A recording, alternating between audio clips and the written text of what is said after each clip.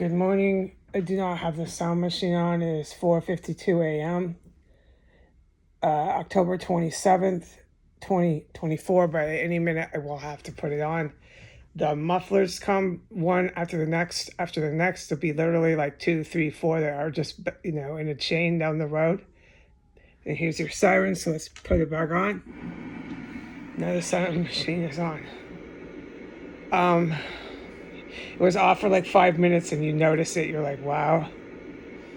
But the mufflers here are there. You can distinctly tell the difference between a regular car and somebody who has a muffler that wouldn't pass emissions. There's departments in the United States before we were overthrown by the country of Iran, because this is what I've decided is happening.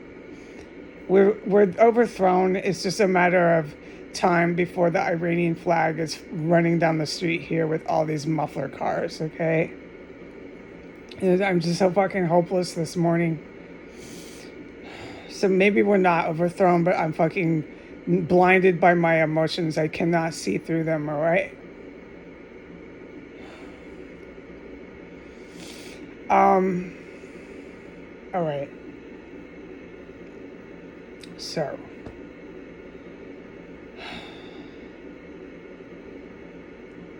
the sirens and the muffler cars are like nowhere I've ever been.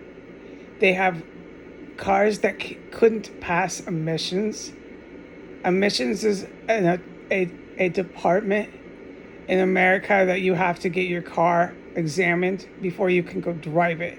It's for these reasons precisely and other safety reasons. Nothing happens here. There's no emissions. There's no police enforcing our regulations. There's no city council saying, hey, we've got people who are professionals and we've got children and these mufflers are illegal. They belong at car shows. None of that happens here. I've never been anywhere like this in my life. And then along with that, you have all these endless screaming fucking sirens. The police are convinced they've taken over the city and that they're taking over the United States with the country of Iran. I know that. It's Saudi Arabia, Iran. It's mostly Muslim terrorists that the police are allegiant to here. And I've witnessed the police do massive actions, terrorist activities, in and out of this terrorist cell that I will never forget. So they have sealed the deal with me. I know what they're all about, and they know it too. It's basically out in the open and in your face nowadays in DC who they're against, and they're very against the good military. The police do not like them, and it's out on the street in your face and open to the public knowledge. But I, of course, cannot talk about anything I've witnessed the police do in regards to being completely against the good military. So it's real clear what they're doing here. It's called sedition and insurrection. It's real clear. So at the calendar date and time, at least I can say that, and thank God I can go online. So I woke up and I went out into my room,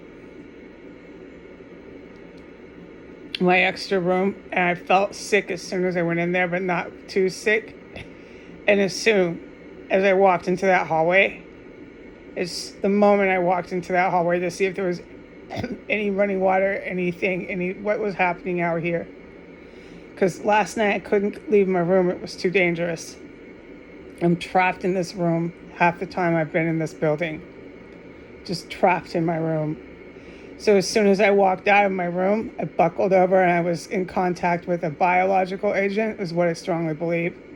But it's some sort of poisonous gas, and it's for the military, and they use it in warfare. And it wasn't out there until they decided to use it. Okay, so that's how it works here. And then I immediately had to go diarrhea as soon as I came into contact with it. I was massively sick, and I had felt just fine until I opened my door and walked into my hallway.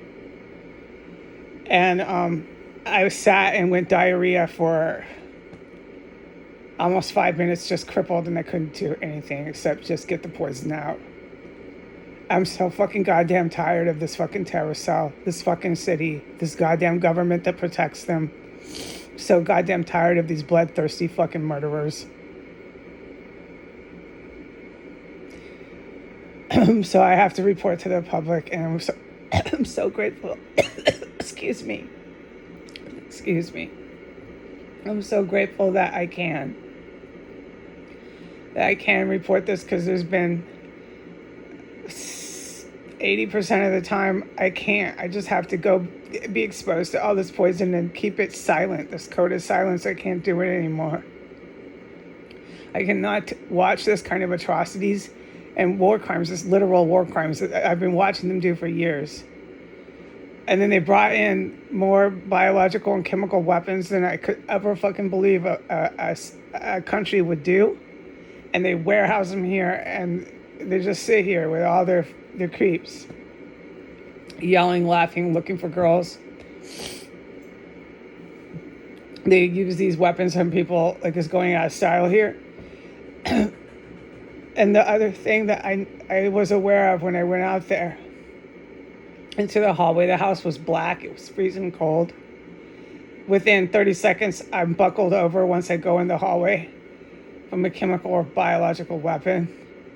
And within 1 minute, I'm going diarrhea uncontrollably, and I have no control over my body, and I just have to wait until I'm finally done rejecting the poison. I'm fucking vulnerable. I'm immobile just because I walked into my hallway. I'm thinking I'm dying. I'm thinking I'm going to have to go to the ER. I'm thinking all this again and again and again and again and again and again, and it just never ends. It never fucking ends. And then while I was out there, the other thing I noticed as soon as I walked out of my room, it was like right before I got sick and started grabbing at my intestines.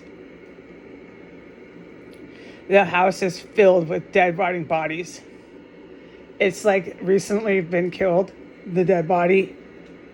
And this has been going on for fucking 5 years here. No, I would say more like 4.5, but 4 for sure. You can look it all up. Some of it, the first year, isn't on the Facebook, but the Facebook I managed with the good guys in the good military. They kept trying to shut down my Facebook. Everybody knows it who has been around for a few years. They kept shutting it down. The U.S. Armed Services did. But the good guys helped me a lot with that. And so I was able to keep this documents of what they're doing here with the organ harvesting, the chopping up of dead bodies, the fucking killing people in here.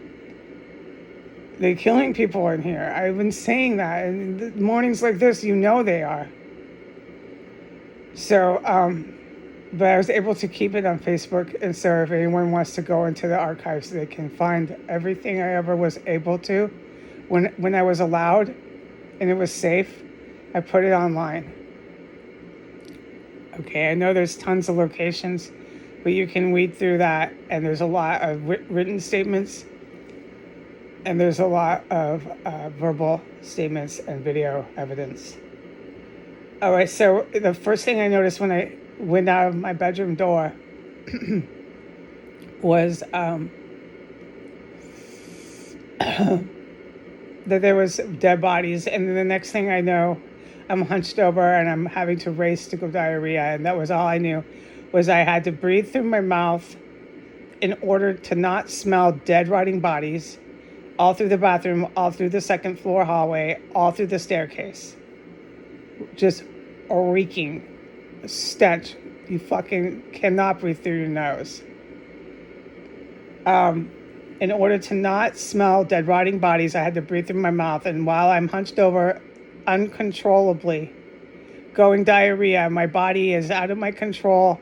I'm just waiting and hoping and they don't die, and then all this pain and tear and going diarrhea just because I walked into the wrong room with the contaminated air and I breathed into this poison.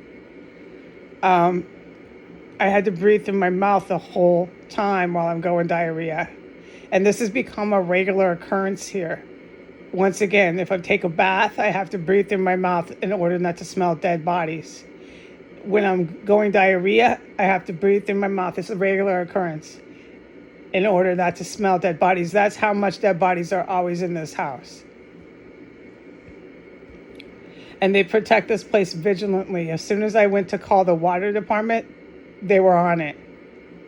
They stalk my social media and they protect this place vigilantly. And as soon as I went to call the water department, they told me some crap. They weren't going to talk to me about this until then. It wasn't until I called the utilities. It's the utilities, and I know that. And these utility bills, you can find it on my Facebook testimonies. I started talking about the utility bills the moment the hookers died in here. I started bringing up the utility bills. The utility bills are really, really clear evidence. Even a rookie like me at the time could catch on to the utility bills. And the utility bills are what the city courthouse is prosecuting me over.